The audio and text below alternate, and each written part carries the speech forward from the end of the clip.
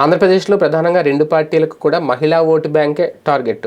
మహిళలను కనుక తమ వైపు తిప్పుకోగలిగితే కులాలకు అతీతంగా ఖచ్చితంగా తమ ఓటు శాతం పెరుగుతుంది. అందుకే ముందుగానే మహిళా శక్తి అనే పేరుతో సూపర్ 6 పథకాలు విడుదల చేశారు చంద్రబాబు నాయుడు గారు. అయితే ఈసారి ఈ మేనిఫెస్టోలో వైసీపీ కూడా జగన్మోహన్ రెడ్డి గారు కూడా కీలక నిర్ణయం తీసుకోబోతున్నారు మహిళలకు సంబంధించి. అయితే అందులో ఒక పోల్ కూడా నడిపే ఆలోచన చేస్తున్నారట. ఉచిత బస్సు కావాలా, డ్వాక్రా రుణమాఫీ కావాలా, రెండాట్లో ఏదో ఒకటే సాధ్యం అవుతుంది అనేది. అంతే తప్ప ఉచిత బస్సు, డ్వాక్రా రుణమాఫీ రెండు అయితే చేయడం వీలు కుదరదు.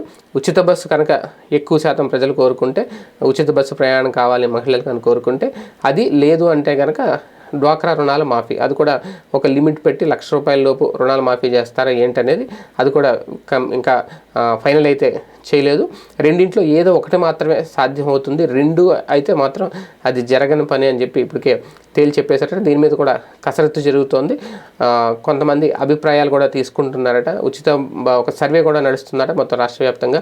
ఉచిత బస్సు ప్రయాణం వైపు మొగ్గు చూపుతున్నారా జనం ఎక్కువ, లేదంటే డ్వాక్రా రుణాల మాఫీ వైపు మొగ్గు చూపుతున్నారు? ఎందుకంటే రెండు మహిళలకు సంబంధించే కాబట్టి డ్వాక్రా రుణాలు అంటే కూడా ఎక్కువ, ఆ డ్వాక్రా రుణాలు తీసుకునేది కూడా మహిళలే కాబట్టి ఈ రెండిట్లో ఏదో ఒకదానికి మాత్రమే అవకాశం ఉంటుంది అనేది.